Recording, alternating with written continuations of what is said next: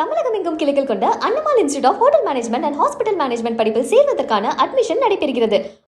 ஸ்ரீபெரும்புதூர் அருகே அரசு பேருந்தில் ஆபத்தை உணராமல் பள்ளி மாணவர்கள் படிக்கட்டில் தொங்கியபடி பயணம் செய்யும் அதிர்ச்சி காட்சிகள் வெளியாகியுள்ளன. இது குறித்த கூடுதல் விவரங்களை நமது செய்தியாளர் பாலசுப்ரமணி வழங்க கேட்கலாம். பாலசுப்ரமணி, பெரம்பூரில் அரசு பள்ளி மாணவர்கள் ஆபத்தை உணராமல் பேருந்தின் படிக்கட்டுகளிலும் ஜன்னல்களிலும் தொங்கியபடி பயணம் மேற்கொண்டு வருகின்றனர்.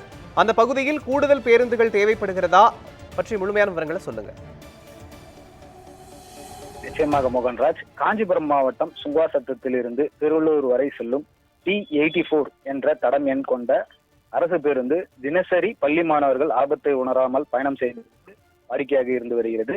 தினசரி பள்ளி மாணவர்கள் ஆபத்தை உணராமல் படிக்கட்டிலும் ஜன்னலிலும் தொங்கிக் கொண்டு ஆபத்தான முறையில் பயணம் செய்யும் வீடியோ காட்சிகள் தற்போது வெளியாகி பரபரப்பை ஏற்படுத்தியுள்ளது. இது குறித்து நாம் நடத்துனரிடம் கேட்டபோது, மாணவர்கள் தான் ஆபத்தை உணராமல் பயணிக்கின்றனர், நான் பேருந்து எடுக்காமல் சென்றால் எங்களிடம் சண்டை போடுகின்றனர், நான் தட்டி கேட்டால் என்னையே அடிக்க வருகின்றனர் என வேதனை தெரிவிக்கின்றார்.